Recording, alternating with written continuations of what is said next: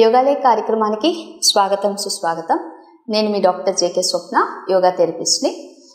మనం యోగాలయ కార్యక్రమంలో రకరకాల ఆరోగ్య సమస్యల్ని యోగా చికిత్స విధానంలో అంటే యోగా థెరపీ ఏ విధంగా సహాయపడుతుంది, ఏ ఆరోగ్య సమస్యలకి యోగా థెరపీని మనం అవలంబిస్తే లేదా ప్రాక్టీస్ చేస్తుంటే మనకి హెల్ప్ అవుతుంది అనే దాని గురించి డిస్కస్ చేసుకుంటూ వస్తున్నాము.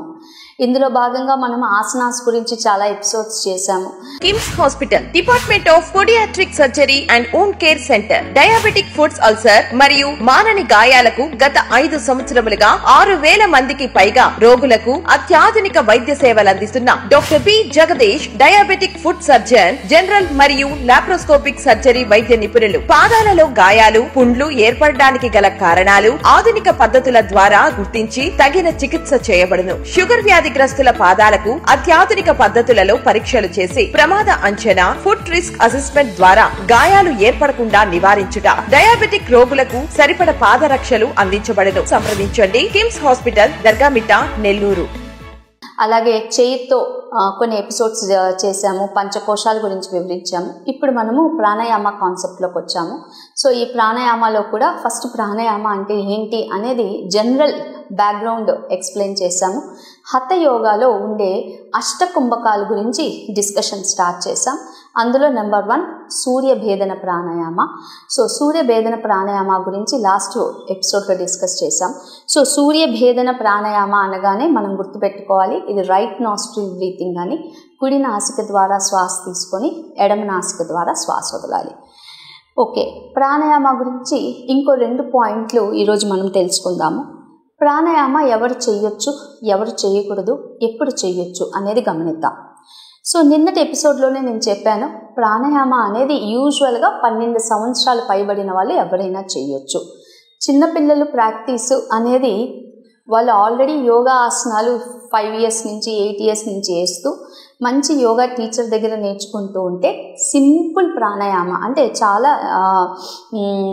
బాడీలో ఎక్కువ ఎఫెక్ట్ కనిపించేవి కాకుండా, అంటే కపాలభాతి, భస్త్రికలు కాకుండా simple right nostril breathing, left nostril breathing చేయొచ్చు. కానీ ఏది చేసినా కూడా కుంభకాలు అనేవి చేయకూడదు. సో కుంభకాలు లేకుండా పిల్లలు ప్రాక్టీస్ చేయొచ్చు. సో ఇది ఇర్రెస్పెక్టివ్ ఆఫ్ జెండర్, అది మేల్ అయినా ఫీమేల్ అయినా ఏజ్తో సంబంధం లేదండి. 80 years దాకా 90 years దాకా కూడా బ్రీతింగ్ చేయొచ్చు. ఒకటే గమనించాలి, ఏజ్ అయ్యే కొద్దీ వాళ్ళకి ఏమైనా కాంప్లికేషన్స్ ఉన్నాయో లేదో చూసుకోవాలి. వాళ్ళకుండే కాంప్లికేషన్స్ బట్టి మనం ఈ ప్రాణాయామ చెయ్యాలా వద్దా అనేది డిసైడ్ అవుతాం. ఇన్ జనరల్గా ఎవరికైనా హైపర్ టెన్షన్ ఉంటే ఈరోజు నేను చెప్పే రైట్ నాస్ట్రిల్ బ్రీతింగ్ చేయకూడదండి. హైపర్ టెన్షన్ అంటే హై బీపీ ఉంటే చేయకూడదు. అలాగే ఎపిలెప్సీ ఉందనుకోండి, వాళ్ళు ఈ ప్రాణాయామ చేయకూడదు. అలా కొన్ని ఉంటాయి. ప్రెగ్నెంట్ పీపుల్ ఉన్నారనుకోండి, ఇది చేయకూడదు. ఆల్రెడీ మెన్స్ట్రేటింగ్ అనుకోండి, ఈ ప్రాణాయామ చేయకూడదు. సో ప్రాణాయామాస్ అనగానే జనరల్గా మనం చెప్పలేము. ఇప్పుడు లెఫ్ట్ నాస్ట్రిల్ బ్రీతింగ్ ఉందనుకోండి, మెన్స్ట్రేషన్ ఉండే వాళ్ళు చేయొచ్చు. Left nostril breathing heart problem ఉండే వాళ్ళు చేయొచ్చు. సో నేను ప్రతి ప్రాణాయామ చెప్పేటప్పుడు నేను చెప్తాను, ఇది బెనిఫిట్ అండి, ఇది ఎవరు చేయొచ్చు చేయకూడదు అని అంటాము. కానీ ఒక విషయం ఎప్పుడూ గుర్తుపెట్టుకోవాలి, మనిషికి కండిషన్స్ చేంజ్ అవుతాయి కాబట్టి సో థెరపీ విధానంలో అయితే మీకు ఏది కరెక్ట్గా సూట్ అవుతుందో అనేది చెప్తాం. సో ఇప్పుడు మీకు ఒక క్లారిటీ వచ్చి ఉంటుంది, ప్రాణాయామ ఎవరు చేయొచ్చు, ఎవరు చేయకూడదు అనేది. రెండవది, ఎప్పుడు చేయాలి.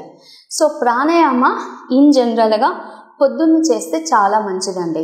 So early morning fresh air, fresh place దగ్గర, అంటే క్లీన్ పొల్యూటెడ్ ఎయిర్ లేని చోట హ్యాపీగా పైన, మీ ఇంటి పైన కానీ ఎక్కడైతే ఎక్కువగా బండ్లు అలాంటివి లేవో అంటే క్లీన్గా ఉండాలి, ఎయిర్ ఫ్రెష్గా ఉండేటట్టుగా చూసుకోవాలి. రోడ్లు గజిబిజిగా ఉండేటప్పుడు మీరు ఎయిర్ పీల్చినా కూడా పొల్యూటెడ్ ఎయిర్ పీలుస్తారు. సో ప్రాణాయామ బెనిఫిట్ అనేది రాదు.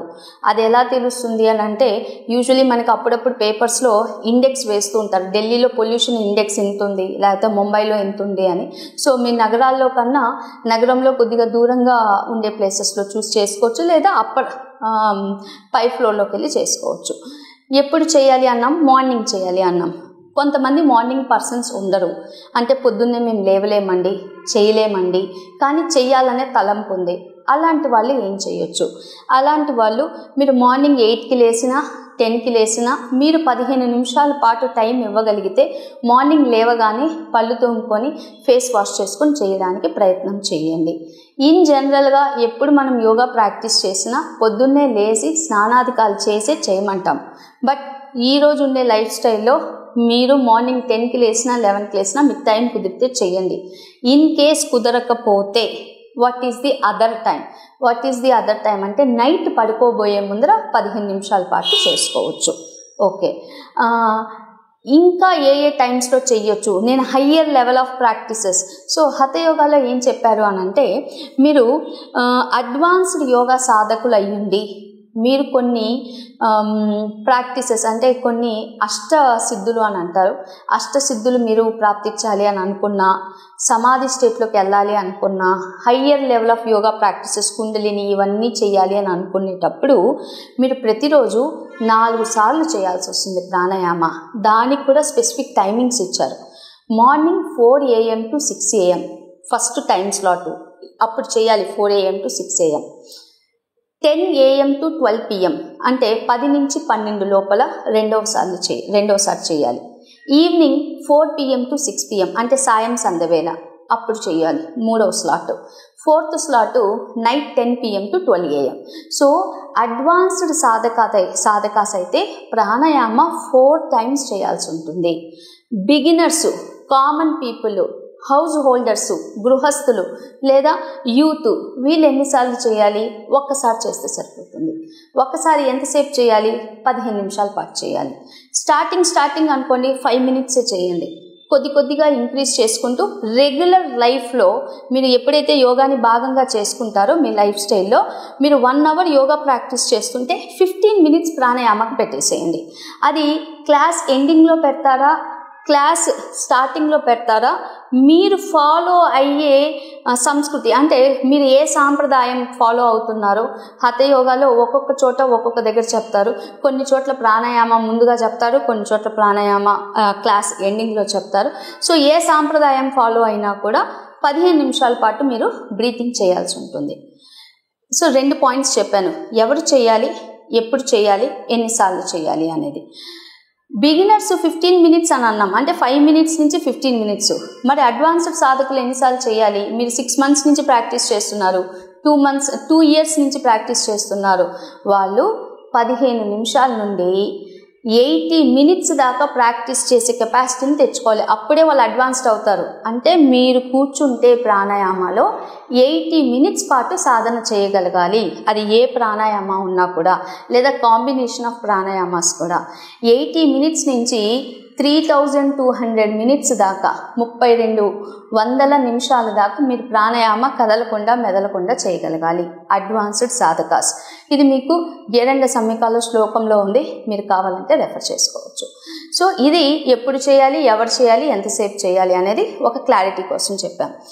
ఇంకా డౌట్ వస్తుంది, ప్రాణాయామ ఎలా చేయాలండి? కూర్చొని చేయొచ్చా, పడుకొని చేయొచ్చా, నిలబడి చేయొచ్చా అని డిఫరెంట్ డౌట్స్ వస్తుంటాయి. అఫ్కోర్స్ ఏ డౌట్ తప్పు కాదు. ఇన్ జనరల్గా మనము కంఫర్టబుల్గా కూర్చునే ఆసనంలో చేయాలి.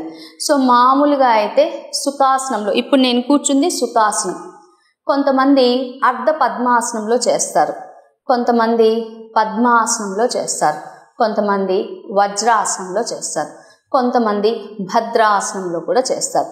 కానీ ఎక్కువగా రెఫర్ చేసేది సుఖాసనం. సుఖాసనం అంటే ఎవరైనా చేయొచ్చు. ఒక లెగ్ కింద జస్ట్ 2 కాళ్ళు ఇలా పెట్టేసుకున్నారు, సుఖాసనం.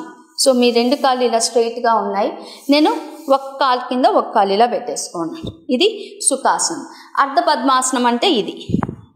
సో ఒక లెగ్ మీద ఇంకో లెగ్, మీరు 2 మోకాలు ఇలా వంచి చేసుకుంటారు, వజ్రాసనం.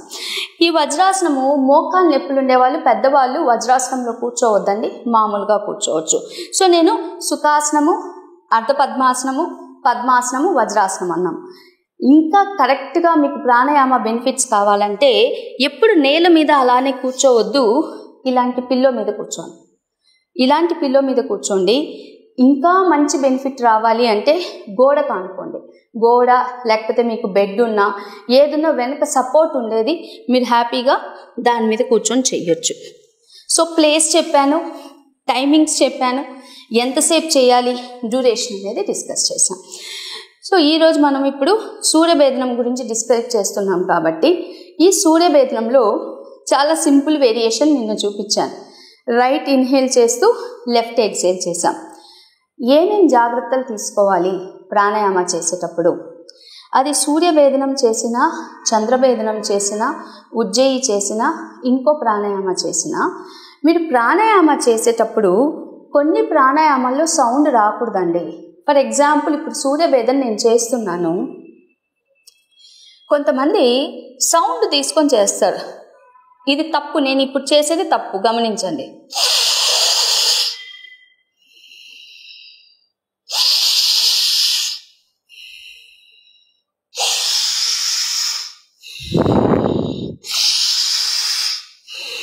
అంటే రకరకాలుగా మెడ తిప్పుతారు, రకరకాల సౌండ్లు చేస్తుంటారు. ఇవేమీ అవసరం లేదు.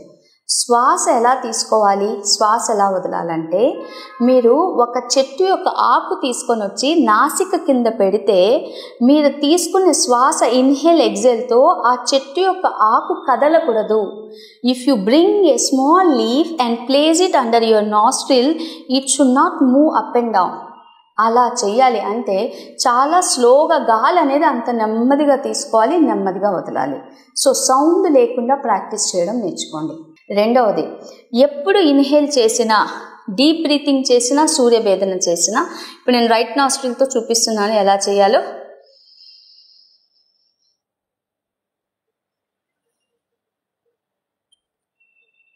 ఇప్పుడు నా పొట్టను గమనించండి. ఇది ఇన్హేల్ చేస్తే పొట్ట ముందుకు వచ్చింది, ఎగ్జేల్, పొట్ట లోపలికి వెళ్ళింది. అగైన్ లెఫ్ట్ నాస్ట్రిల్ క్లోజ్ చేస్తున్నాను, ఇన్హేల్, పొట్ట ముందుకు వస్తుంది, ఎగ్జేల్, ఇలా చేయాలి. అంటే మీరు ఇన్హేల్ ఎగ్జేల్ చేసేటప్పుడు సౌండ్ రాకూడదు, బట్ ఇన్హేల్ చేస్తే పొట్ట నిండాలి, ఎగ్జేల్ చేస్తే పొట్ట అనేది లోపలికి వెళ్ళాలి. 2 పాయింట్స్ గుర్తుపెట్టుకోవాలి. మూడో పాయింట్, బిగినర్స్ ఒక 1 to 3 months కుంభకం చేయకూడదు. యాక్చువల్గా మన పేరులోనే ఉంది అష్టకుంభకాలు. అష్టకుంభకం అని అంటే మనం బ్రెత్ని హోల్డ్ చేయాల్సి ఉంటుంది, తీసుకున్న శ్వాసని హోల్డ్ చేయాలి. ఆ హోల్డ్ చేసే రేషియోని ఏమంటారు అని అంటే డిఫరెంట్ రేషియోస్ ఉంటాయి. ఇన్ జనరల్గా అయితే 1:4:2 రేషియో. 1 సెకండ్ శ్వాస తీసుకుంటే 4 సెకండ్ల పాటు శ్వాసను స్తంభింప చేయాలి, లోపల హోల్డ్ చేయాలి. 2 సెకండ్ల పాటు ఎక్సేల్ చేయాలి. కొండ గుర్తు ఏంది అని అంటే always exhalation is double of inhalation. మనం శ్వాస వదిలేకి 2 ఇంతలు ఉండాలి. దేనికి? ఇన్హలేషన్కి. మరి స్తంభింప చేయడం ఎంతసేపు? How much to hold? 4 times. So ఈ రేషియోని ఏమంటారంటే 1:4:2 రేషియో. 1 సెకండ్ శ్వాస తీసుకుంటే 4 సెకండ్లు హోల్డ్ చేయాలి, 2 సెకండ్లు ఎగ్జేల్ చేయాలి. సో మనం ఇప్పుడు 1 సెకండేనా కాదు, ఇన్ జనరల్గా మనం యూజువలీ అయితే 10 seconds 12 seconds తీసుకోవాలి. యాజ్ ఆఫ్ నౌ మీకు ఎగ్జాంపుల్గా నేను 4 seconds ఇన్హేల్ చేస్తాను, 16 seconds, 4 times ఎంత? 4 4s are 16. 16 seconds హోల్డ్ చేస్తాను, 8 seconds ఎగ్జేల్ చేస్తాను. ఇది బీపీ ఉండేవాళ్ళు చెయ్యొద్దండి. హై బీపీ ఉండేవాళ్ళు ఇది చెయ్యొద్దు, హార్ట్ ప్రాబ్లం ఉండేవాళ్ళు చెయ్యొద్దు ప్లీజ్. నేను జస్ట్ మీకు చూపిస్తున్నాను కుంభకం ఎలా వేయాలో అనేది చూపిస్తున్నాను. ఈ కుంభకంలో నేను ఒక దగ్గర నెక్ బెండ్ చేస్తాను, గమనించండి. దీన్ని నేను మళ్ళీ ఎక్స్ప్లెయిన్ చేస్తాను ఇదంటే ఏంటో అన్నది. సో రైట్ నాస్ట్రిల్ బ్రీతింగ్ అంటే సూర్యభేదన. నెమ్మదిగా శ్వాస తీసుకుంటున్నాను, నేను మనసులో కౌంట్ చేసుకుంటున్నాను 4 దాకా. 4 అంకెలు అయిపోయినాయి, క్లోజ్ చేసేసాను. నా చిన్న ఏదైతే ఉందో చెస్ట్కి టచ్ చేస్తున్నా.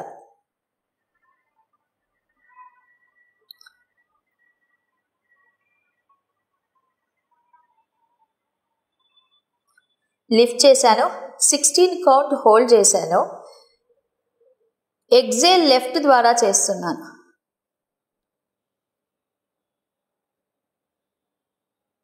8 కౌంట్ దాకా ఎగ్జేల్ చేశాను. ఇది ఒక రౌండ్. అగైన్ సెకండ్ రౌండ్ చేయబోతున్నాను. Inhale for 4 count, hold for 16 count.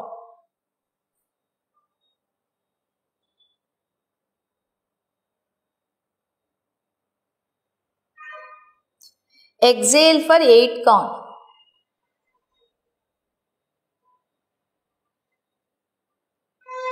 Gently relax. ఇప్పుడు ఈ ప్రోగ్రామ్ చూసేవాళ్ళు చాలామంది ఇది అటెంప్ట్ చేస్తే 16 కౌంట్ దాకా హోల్డ్ చేయలేరు. చాలామంది ఆల్రెడీ యోగా ప్రాక్టీస్ చేసే వాళ్ళైతే హోల్డ్ చేసుకోగలుగుతారు, మిగతా వాళ్ళు చేయలేరు. 16 కౌంట్ అంటే ఒక్కసారిగా మనం తీసుకున్న శ్వాసకి 4 గింతలు. అది బిగినర్స్ అంత తొందరగా ప్రాక్టీస్ చేయకూడదు. కరెక్ట్గా చెప్పాలంటే అసలు బిగినర్స్ హోల్డింగ్ బ్రెత్ చేయకూడదు. నేను మామూలుగా వితౌట్ హోల్డింగ్ చూపించాను చూడండి, అదే ప్రాక్టీస్ చేయండి. 3 నెలలు అయ్యాక కుంభకం చేయాలి. ఈ కుంభకం కూడా మీరు కుంభకం చేయడం ప్రాక్టీస్ చేస్తే 1:4:2 రేషియోలో చేయొద్దు, 1:1:1 రేషియోలో చేయండి. స్టార్టింగ్ అంటే 5 సెకండ్లు శ్వాస తీసుకుంటే 5 సెకండ్లు కుంభకం పెట్టండి, 5 సెకండ్లు ఎక్సేల్ చేయండి. 1 నెల రోజుల పాటు ప్రాక్టీస్ చేయండి. ఎన్ని రౌండ్లు ప్రాక్టీస్ చేయాలి? 15 రౌండ్లు, 15 రౌండ్స్ 1:1:1 ప్రాక్టీస్ చేయండి 1 మంత్ పాటు.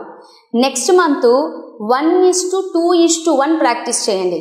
5 సెకండ్లు ఇన్హేల్, 10 సెకండ్లు హోల్డింగ్, 5 సెకండ్లు ఎక్సేల్. నెక్స్ట్ 3rd మంత్కి ఎగ్జలేషన్ కెపాసిటీని పెంచండి. 1:2:2 5 ఇన్హేల్, 10 హోల్డింగ్ బ్రెత్, 10 ఎగ్జేల్. ఆ తర్వాత నెక్స్ట్ మంత్ 1:3:2 చూడండి, నేను చాలా స్లోగా రేషియో పెంచుకుంటూ వెళ్తున్నాను. అలా రేషియో పెంచుకుంటూ మీరు 1:4:2కి వెళ్ళాలి. ఈరోజు నేను ప్రోగ్రామ్ చూశాను కదా అని స్టార్ట్ చేయొద్దండి, మీరు చేయలేరు, అన్నెసెసరీ ప్రాబ్లమ్స్ వస్తాయి. ఇవన్నీ ఏంటి అని అంటే మైన్యూట్, కంటికి కనిపించకుండానే శరీరంలో మనం సైడ్ ఎఫెక్ట్స్ని తీసుకొని వస్తాం. So be careful while practising కుంభక.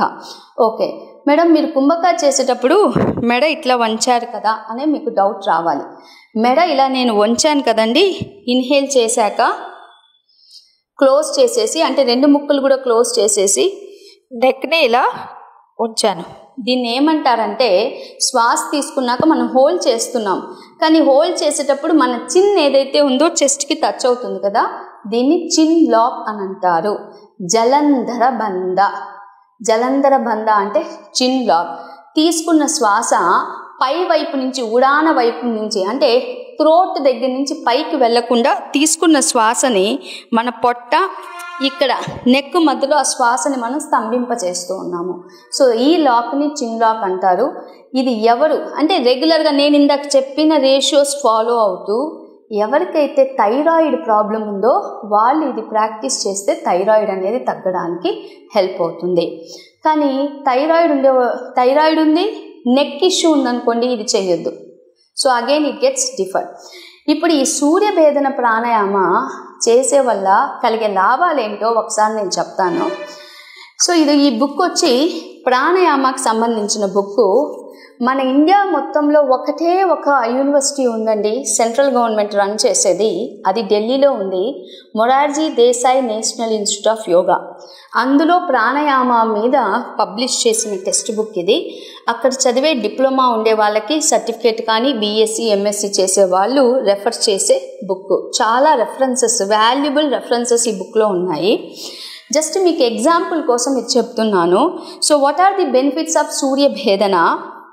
It removes disorders caused by vayu, cures vata and rheumatism. అంటే వాతము వల్ల, దాని తర్వాత వాయువులు, వాయువు అంటేనే వాతము, వాతము వల్ల కలిగే ఏవైతే రోగాలు ఉన్నాయో ఆ రోగాలన్నీ కూడా సూర్యభేదన ప్రాణాయామతో నయమవుతాయి. ఎస్పెషలీ రుమటైడ్ ఆర్థరైటిస్, ఎవరికైతే కీళ్ళ వాతం, పేరులోనే ఉంది కీళ్ళ వాతం, కీళ్ళ వాతం ఉండేవాళ్ళు రెగ్యులర్గా సూర్యభేదన ప్రాణాయామ చేయాలి. అగైన్ నేను చెయ్యాలి అని చెప్పగానే మీరు మంచి యోగా టీచర్ని కన్సల్ట్ అయ్యి ఎన్నిసార్లు చేయాలో గమనిస్తూ మీకు వేరే ఏ ప్రాబ్లమ్స్ లేకపోతేనే ప్రాక్టీస్ చేయాలి. ఇంకొక ఎగ్జాంపుల్, ఇట్ అవేకన్స్ ది కుండలిని శక్తి and increases the bodily fire. Gheranda Samhita 5th chapter 69 శ్లోక. గేరెండ సంహితలో ఏం చెప్పారు అని అంటే కుండలిని శక్తిని ఇది జాగృతం చేస్తుంది, బాడీలో పిత్తాన్ని పెంచుతుంది. పిత్తం పెంచుతుంది కాబట్టి వాతం అనేది తగ్గుతుంది, కీళ్ళ వాతం అనేది తగ్గుతుంది. It cures rhinitis, cephalalgia and various kinds of neuralgia. So neural problems ఉండే వాళ్ళకి ఈ సూర్యభేదన ప్రాణాయామ అనేది చక్కగా హెల్ప్ చేస్తుంది. It activates the sympathetic nervous system of the body. It beneficial for persons suffering from low blood pressure. Low BP ఉండే వాళ్ళకి చాలా చక్కగా సూర్యభేదన హెల్ప్ చేస్తుంది.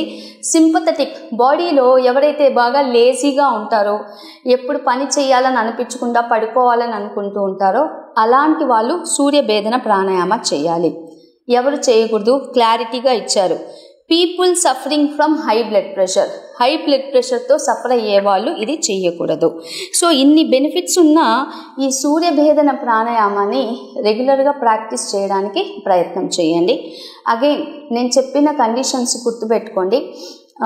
వీలైనంత వరకు ప్రాణాయామ మార్నింగ్స్ చేయండి. ఫ్రెష్గా మీరు నిద్ర లేవగానే స్నానం చేసి లేదా ఫేస్ వాష్ చేసుకొని చేయడానికి ప్రయత్నం చేయండి. రెండవది 5 నిమిషాల నుంచి స్లోగా ఇంక్రీజ్ చేసుకుంటూ వెళ్ళండి. మూడవది రేషియో చూసుకోండి, 1:1 రేషియోలో ఉండండి. ఎప్పుడు కూడా ఇలాంటి హైట్ మీద కూర్చొని ప్రాణాయామ చేయడానికి ప్రయత్నం చేయండి. నాలుగవది మీరు ఎప్పుడు ప్రాణాయామ చేసినా అన్నం తిని చేయకూడదండి. సో మీకు కొద్దిగా అంటే ఐదర్ నైట్ అయినా మార్నింగ్ అయినా చేయాలి, కానీ అన్నం తినగానే చేయొద్దు. ఈ కండిషన్స్ గుర్తుపెట్టుకొని సూర్యభేదన ప్రాణాయామ రెగ్యులర్గా ప్రాక్టీస్ చేయండి. వెయిట్ లాస్ అవ్వాలి అనుకున్న వాళ్ళకు కూడా సూర్యభేదనం హెల్ప్ చేస్తుంది. అండ్ హార్మోన్స్ ప్రాబ్లమ్స్ ఎవరికైతే ఉన్నాయో, especially ladies, pituitary gland, pineal gland ఏవైతే హార్మోన్స్ ప్రొడ్యూస్ చేస్తాయో అవి ఎవరికైతే ఇంబ్యాలెన్స్డ్గా ఉన్నాయో వాళ్ళకు కూడా సూర్యభేదన ప్రాణాయామ హెల్ప్ చేస్తుంది. సో ఇన్ని బెనిఫిట్స్ ఉన్నాయి సూర్యభేదన ప్రాణాయామ. జాగ్రత్తలు తీసుకుంటూ ప్రతిరోజు మీరు ప్రాక్టీస్ చేస్తారని ఆశిస్తూ ఈ రోజుటి కార్యక్రమం ఇంతటితో ముగిస్తూ నేను మీ డాక్టర్ జేకే స్వప్న, యోగా థెరపిస్ట్ని. Thank you. KIMS hospital, department of podiatric surgery and wound care centre, diabetic foods ulcer మరియు మానని గాయాలకు గత 5 సంవత్సరములుగా 6,000 మందికి పైగా రోగులకు అత్యాధునిక వైద్య సేవలు అందిస్తున్న doctor P Jagadish, diabetic food surgeon, general మరియు లాప్రోస్కోపిక్ సర్జరీ వైద్య నిపుణులు. పాదాలలో గాయాలు, పుండ్లు ఏర్పడడానికి గల కారణాలు ఆధునిక పద్ధతుల ద్వారా గుర్తించి తగిన చికిత్స చేయబడును. షుగర్ వ్యాధిగ్రస్తుల పాదాలకు అత్యాధునిక పద్ధతులలో పరీక్షలు చేసి ప్రమాద అంచనా, ఫుట్ రిస్క్ అసెస్మెంట్ ద్వారా గాయాలు ఏర్పడకుండా నివారించుట, డయాబెటిక్ రోగులకు సరిపడ పాదరక్షలు అందించబడును. సంప్రదించండి కిమ్స్ హాస్పిటల్, దర్గామిట్ట, నెల్లూరు.